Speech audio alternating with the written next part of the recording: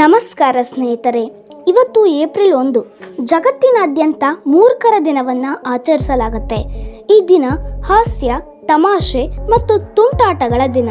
ಈ ದಿನದಂದು ಜನರು ತಮ್ಮ ಸ್ನೇಹಿತರು, ಕುಟುಂಬದ ಸದಸ್ಯರು ಮತ್ತು ಸಹೋದ್ಯೋಗಿಗಳನ್ನು ತಮಾಷೆ ಮಾಡುವ ಮೂಲಕ ಸಂತೋಷ ಪಡ್ತಾರೆ. ಹಾಗಾದರೆ ಈ ಮೂರ್ಖರ ದಿನದ ಇತಿಹಾಸ ಏನು? ಇದನ್ನು ಭಾರತದಲ್ಲಿ ಹೇಗೆ ಆಚರಿಸ್ತಾರೆ ಇತ್ಯಾದಿ ವಿವರಗಳನ್ನು ಈ ವಿಡಿಯೋದಲ್ಲಿ ತಿಳ್ಕೊಳ್ಳೋಣ. ಬನ್ನಿ ಸ್ನೇಹಿತರೆ. ಮೂರ್ಖರ ದಿನದ ಇತಿಹಾಸ. ಮೂರ್ಖರ ದಿನದ ಮೂಲದ ಬಗ್ಗೆ ಹಲವಾರು ಸಿದ್ಧಾಂತಗಳಿವೆ. ಅವುಗಳಲ್ಲಿ ಪ್ರಮುಖವಾದವುಗಳು ಇಲ್ಲಿವೆ.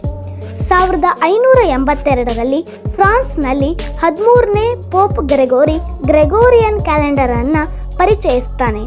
ಈ ಕ್ಯಾಲೆಂಡರ್ ಜನವರಿ 1 ಅನ್ನು ಹೊಸ ವರ್ಷದ ದಿನವನ್ನಾಗಿ ಮಾಡುತ್ತೆ. ಆದರೆ ಕೆಲವು ಜನರು ಹಳೆಯ ಜೂಲಿಯನ್ ಕ್ಯಾಲೆಂಡರ್ ಅನ್ನು ಅನುಸರಿಸುವುದನ್ನು ಮುಂದುವರಿಸಿದ್ರು. ಇದು ಏಪ್ರಿಲ್ 1 ಹೊಸ ವರ್ಷದ ದಿನವನ್ನಾಗಿ ಹೊಂದಿತ್ತು. ಈ ಜನರನ್ನು ಏಪ್ರಿಲ್ ಫೂಲ್ಸ್ ಎಂದು ಕರೆಯಲಾಯಿತು. ಕೆಲವು ಜನರು ಮೂರ್ಖರ ದಿನವನ್ನು ವಸಂತ ಕಾಲದ ಆಗಮನದೊಂದಿಗೆ ಸಂಯೋಜಿಸುತ್ತಾರೆ. ವಸಂತ ಕಾಲದಲ್ಲಿ ಪ್ರಕೃತಿಯು ಬದಲಾಗುತ್ತೆ ಮತ್ತು ಜನರು ಹೊಸ ಆರಂಭದ ಭಾವನೆಯನ್ನು ಅನುಭವಿಸ್ತಾರೆ. ಇದು ತಮಾಷೆ ಮತ್ತು ತುಂಟಾಟಗಳಿಗೆ ಸೂಕ್ತವಾದ ಸಮಯ ಅಂತ ಪರಿಗಣಿಸಲಾಗಿದೆ. ವಿವಿಧ ದೇಶಗಳಲ್ಲಿ ಮೂರ್ಖರ ದಿನಾಚರಣೆ. ವಿವಿಧ ದೇಶಗಳಲ್ಲಿ ಮೂರ್ಖರ ದಿನವನ್ನು ವಿಭಿನ್ನ ರೀತಿಯಲ್ಲಿ ಆಚರಿಸಲಾಗುತ್ತೆ. ಕೆಲವು ಉದಾಹರಣೆಗಳು ಇಲ್ಲಿವೆ. ಫ್ರಾನ್ಸ್ನಲ್ಲಿ ಜನರನ್ನು ಏಪ್ರಿಲ್ ಫೂಲ್ಸ್ ಎಂದು ಕರೆಯಲಾಗುತ್ತೆ ಮತ್ತು ಪಾಯ್ಸನ್ ಡಿ ಏಪ್ರಿಲ್ ಅಂದರೆ ಏಪ್ರಿಲ್ ಮೀನು ಎಂಬ ತಮಾಷೆಗಳನ್ನು ಮಾಡ್ತಾರೆ.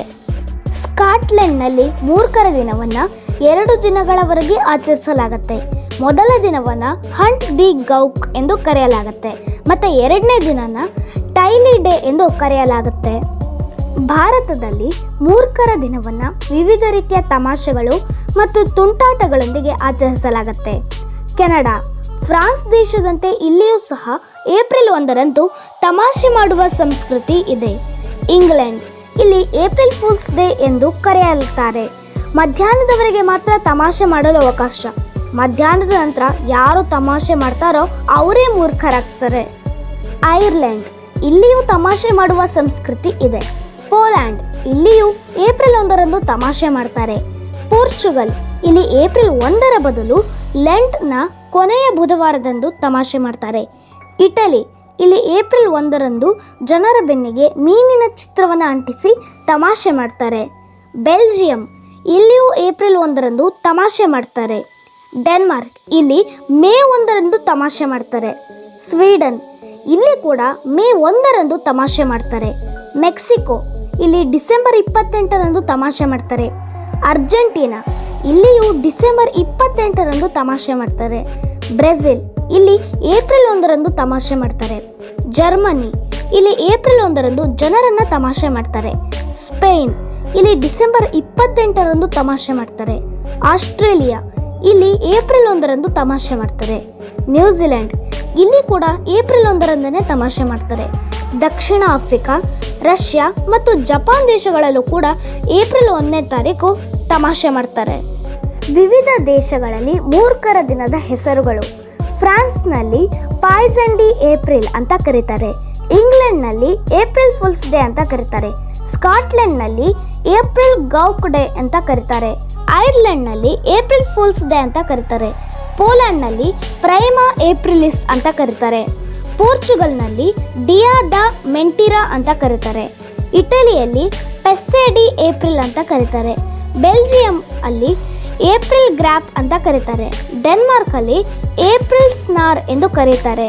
ಸ್ವೀಡನ್ನಲ್ಲಿ ಏಪ್ರಿಲ್ ಕುಲ್ ಎಂದು ಕರೀತಾರೆ. ಮೆಕ್ಸಿಕೋದಲ್ಲಿ ಡಿಯಾ ಡೆ ಲಾಸ್ ಇನೋಸೆಂಟೆಸ್ ಅಂತ ಕರೀತಾರೆ. ಏಪ್ರಿಲ್ ಫುಲ್ನ ಘಟನೆಗಳು. 1957ರಲ್ಲಿ BBC ಶಾವಿಗೆ ಮರಗಳು ಎಂಬ ವರದಿಯನ್ನು ಪ್ರಸಾರ ಮಾಡುತ್ತೆ. ಇದು ಸ್ವಿಟ್ಜರ್ಲೆಂಡ್ನಲ್ಲಿ ಶಾವಿಗೆ ಮರಗಳಲ್ಲಿ ಬೆಳೆಯುತ್ತೆ ಅಂತ ಹೇಳುತ್ತೆ. ಅನೇಕ ಜನರು ಈ ವರದಿಯನ್ನು ನಂಬಿದ್ರು. 1996ರಲ್ಲಿ ಟ್ಯಾಕೋ ಬೆಲ್ ಕಂಪನಿಯು ಸ್ವಾತಂತ್ರ್ಯ ಗಂಟೆಯನ್ನು ಖರೀದಿಸಿದೆ ಎಂದು ಘೋಷಿಸಿತು. 1998ರಲ್ಲಿ ಬರ್ಗರ್ ಕಿಂಗ್ ಕಂಪನಿಯು ಎಡಗೈ ಜನರಿಗೆ ವಿಶೇಷ ಬರ್ಗರನ್ನು ಪರಿಚಯಿಸಿತು. 2016ರಲ್ಲಿ ಗೂಗಲ್ ಮೈಕ್ ಡ್ರಾಪ್ ಎಂಬ ಒಂದು ತಮಾಷೆಯ ಜಿಫ್ ಚಿತ್ರವನ್ನು ಇಮೇಲ್ನಲ್ಲಿ ಕಳುಹಿಸಿತು. ಇದರಿಂದಾಗಿ ಅನೇಕ ಜನರು ಗೊಂದಲಕ್ಕೆ ಒಳಗಾದರು. 1980ರಲ್ಲಿ BBC ನ್ಯೂಸ್ ಲಂಡನ್ನಲ್ಲಿ ಬಿಗ್ ಬೆನ್ ಗಡಿಯಾರವನ್ನು ಡಿಜಿಟಲ್ ಗಡಿಯಾರವಾಗಿ ಬದಲಾಯಿಸಲಾಗುವುದು ಎಂದು ವರದಿ ಮಾಡಿತು. ಇವೆಲ್ಲ ಘಟನೆಗಳು ಏಪ್ರಿಲ್ ಫೂಲ್ಗೆ ಸಾಕ್ಷಿಯಾಗಿದೆ. ಮೂರ್ಖರ ದಿನವು ನಗು, ಸಂತೋಷ ಮತ್ತು ತಮಾಷೆಯ ದಿನವಾಗಿದೆ. ಈ ದಿನವನ್ನು ಜವಾಬ್ದಾರಿಯುತವಾಗಿ ಮತ್ತು ಗೌರವದಿಂದ ಆಚರಿಸಬೇಕು. ಎಲ್ಲರಿಗೂ ಏಪ್ರಿಲ್ ಫೂಲ್ ಡೇನ ಶುಭಾಶಯಗಳು.